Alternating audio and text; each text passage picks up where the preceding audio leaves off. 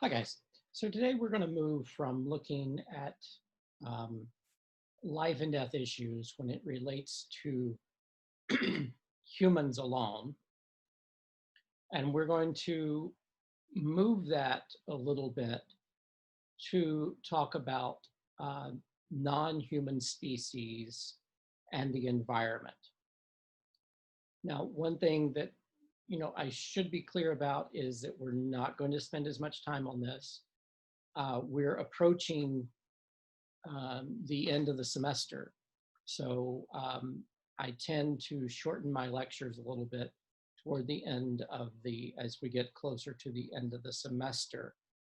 But a couple of terms to keep in mind as we approach this topic, and they're on your vocabulary list, by the way. So a couple of terms to keep in mind. Number one is biocentrism. Biocentrism.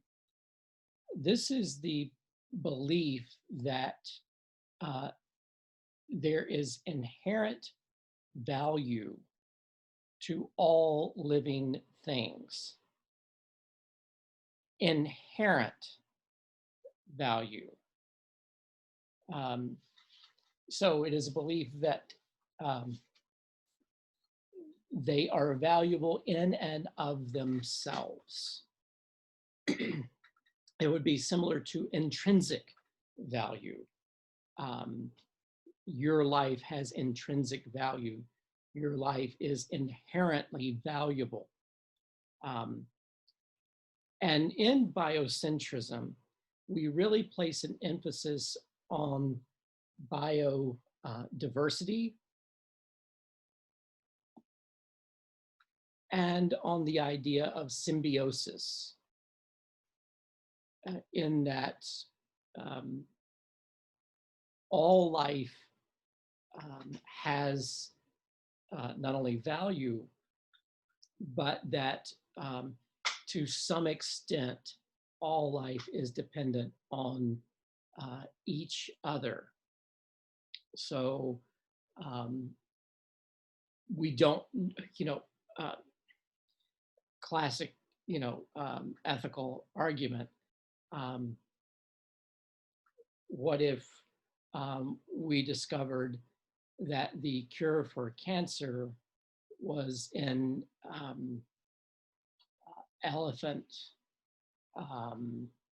hearts? Would we kill all the elephants to cure all cancer? Or what if at some point we realize that some extinct species, the saber-toothed tiger, for example, was the key that we needed to cure some other disease. And then now it's extinct. Of course, that's not one that we know of that humanity really caused the extinction of. It's probably more the Ice Age and such, but you get what I'm saying. So biocentrism then says that there is this sense in which the biodiversity of the earth needs to understand itself in this symbiotic relationship. And as such, then all living things have value. Now, that has a particular problem, doesn't it? If you're driving down the road with a family member in the car, you're driving, they're in the car. And someone you love very, very dearly. And a deer runs out in front of you. You can either hit the deer, kill the deer, or you can swerve, and in swerving, you will probably wreck your car and possibly kill the passenger. You might survive, but the passenger might not. So does the deer have equal value to your loved one sitting to your right in the car? What if you need a heart valve replacement and you say, I'm a biocentrist. I believe that all living things have inherent value. Wonderful. You need a heart valve replacement. We're going to do that with a pig valve. Well, no, I don't want you to kill a pig to give me a valve. Okay, you're going to die. Is your life then more valuable than the pig's life? These are things that we should think about. Okay, the other term, sorry, there's a little gap there just because I had to pause the recording. The other term that's important for you to keep in mind right now is zoocentrism, Z-O-O, centrism, as opposed to biocentrism. So biocentrism says that all living things have inherent value. Zoocentrism is a little bit more focused. Zoocentrism says that there are some animals that have value. So just think of it as the biosphere, right? All versus zoo, the ones that are in the zoo. So it is a selection of animals that have value. So you might not care about all dogs and whether or not they go to heaven, but you care about your dog. But then, of course, from an ethical point of view, you would be challenged to say, well, you care about your dog. What about your neighbor and how they care about theirs? And you'd probably say, yeah, them too. So then would you extend that value, that same moral standing to all dogs? Yeah, okay then. Well, what about homeless dogs? Are they homeless, strays? What would you classify them as? Do they deserve to be treated in some special way?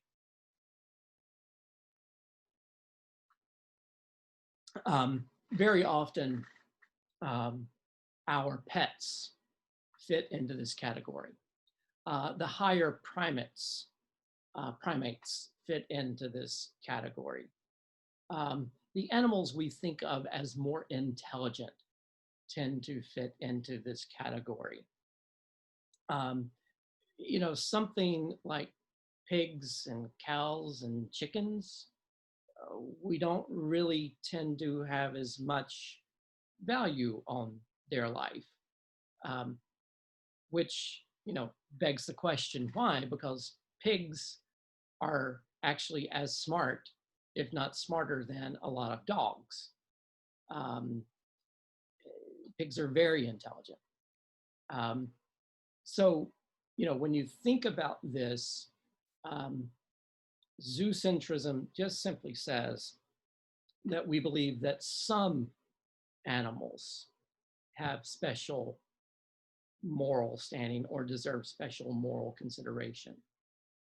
Now, both of these, biocentrism and zoocentrism, should be held over and apart and in juxtaposition to anthropocentrism.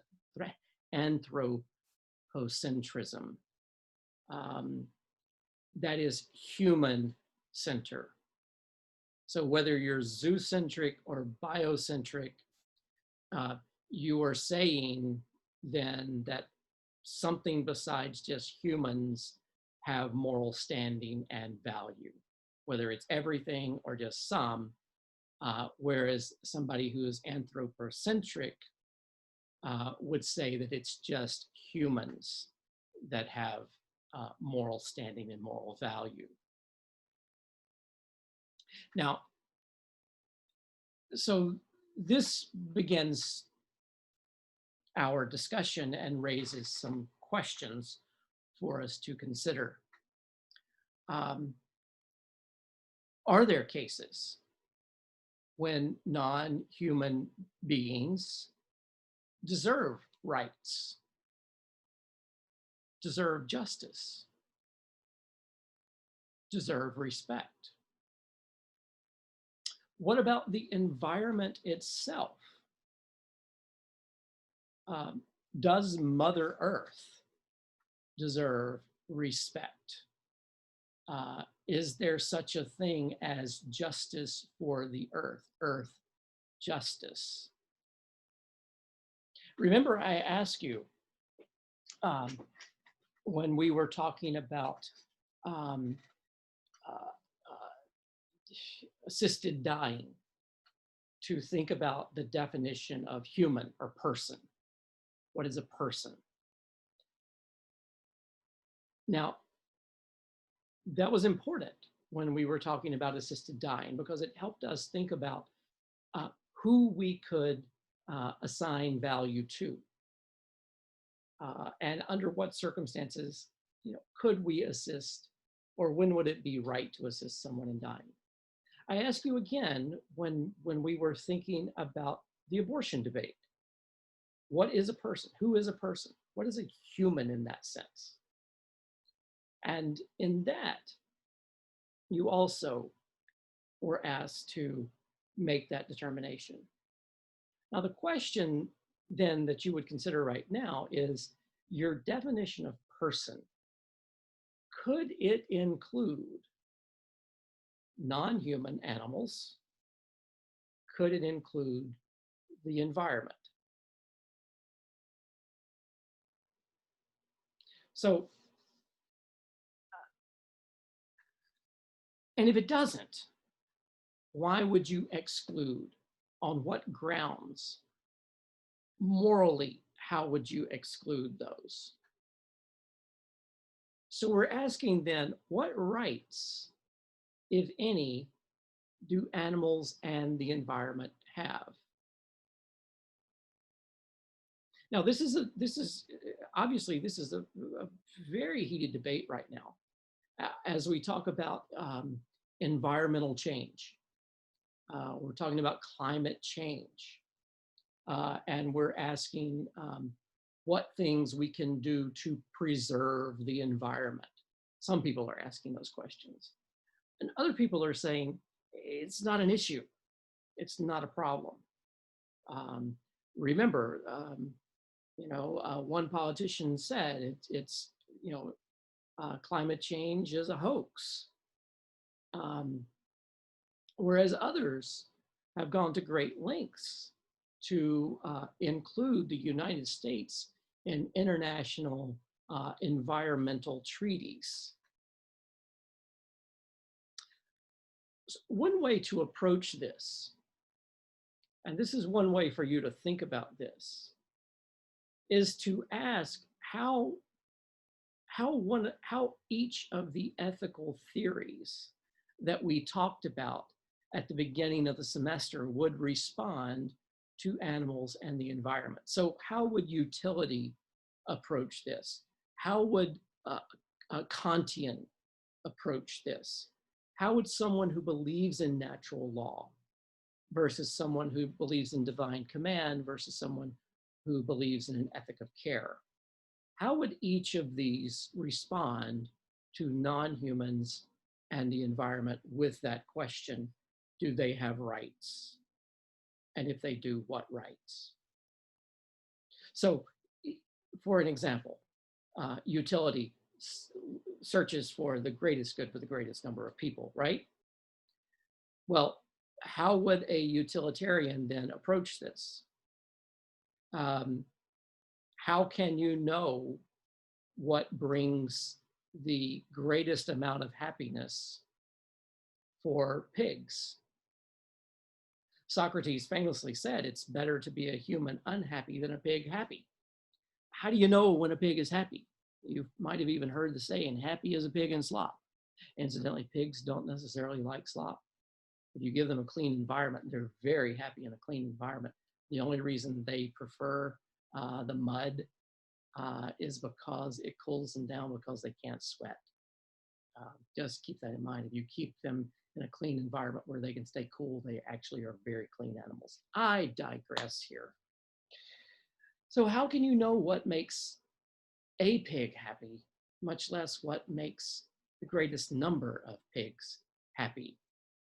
Do we simply say whatever would make a human happy is what will make a pig happy? Well, what would make a human happy? Probably not to be killed, right? To have a luxurious, comfortable life where you never have to work. Well, is that really practical for pigs, for cows, for chickens? Because if that's the life, then we're going to say that they're equal to humans. They have intrinsic value completely in and of themselves. Versus instrumental value or extrinsic value, meaning value to achieve something else, which would be dinner. So that would be questions you would ask in utility. What about a Kantian approach? Kant, in his categorical imperative, you'll remember you should never act in such a way except that you would want your action to become a universal law. He says that people are ends and should never be treated as a means. People are ends and should never be treated as a means. In other words, people have intrinsic value and they should never be used to achieve something else. Can we say that about animals? Can we say that there's ever a situation where animals must be treated as an ends in themselves? Well, if you have a pet, the answer is yes. Because what does your pet do? What service does it perform? Probably absolutely nothing. Well, that's assuming you don't have a serviced animal, but that's a service animal, not a pet. And so you might say, well, it gives me love, it gives me affection. Yeah, but it's valuable simply because you have determined that that animal is valuable and is your animal, and therefore is intrinsically valuable to you. If, you know, I'm sort of a cat person. If you know cats, they don't give a shit about you sometimes. So, but you know, my cat, I never stopped feeding her. I never stopped caring about her, even though she acted most of the time like she didn't care about me at all. But I had said, I had imputed intrinsic value to her simply because she was my pet. And my wife and I would sometimes ask her jokingly, you know, if we didn't have anything to eat, would you eat Mara? Would you kill her and eat her? You know, we would always joke, no, she's too old and meat would be too tough. But we wouldn't do it. We would sacrifice for her. In fact, many occasions, you know, we paid for her vet bills and other things like that. But that's because we had imputed some intrinsic value to her that other people might not feel the same thing about her.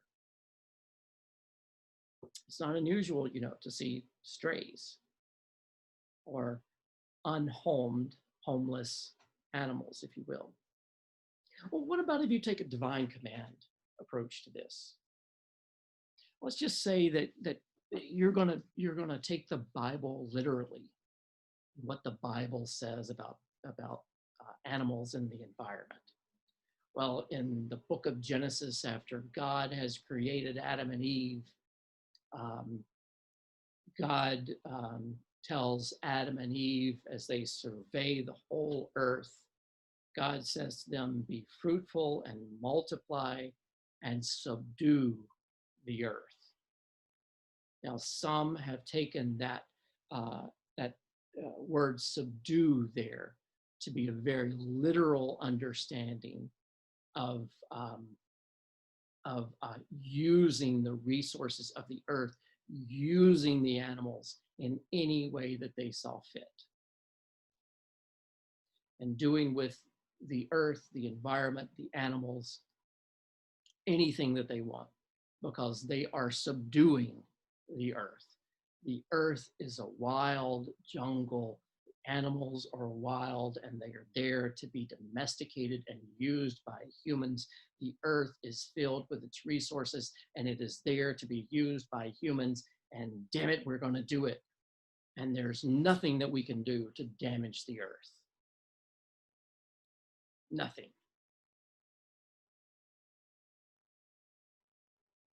And people who have that point of view, for example, they have no issue with fracking, for example, oil extraction, drilling in the Alaska Wildlife Preserve.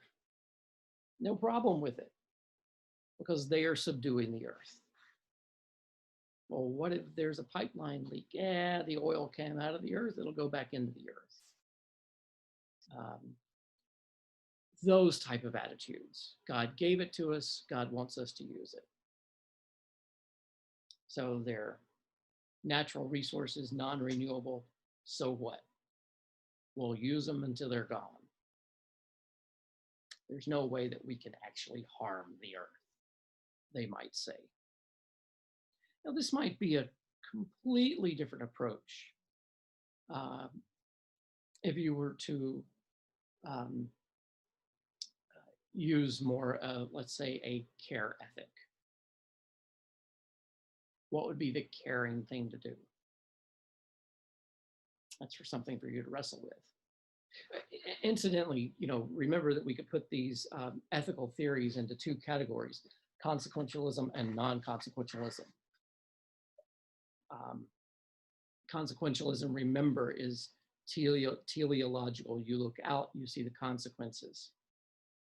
Non-consequentialism is you look at the now. You don't look at the end. Even though you might know the end, it is the now that you're concerned with. So in all of this, then, we're asking these ethical questions. We're raising these dilemmas for us to grapple with. Is it possible to use the environment while we still reverence the environment? What does the use and abuse of animals in the environment say about people? Just as an aside, I think that's one of the most telling ethical questions that you'll contemplate.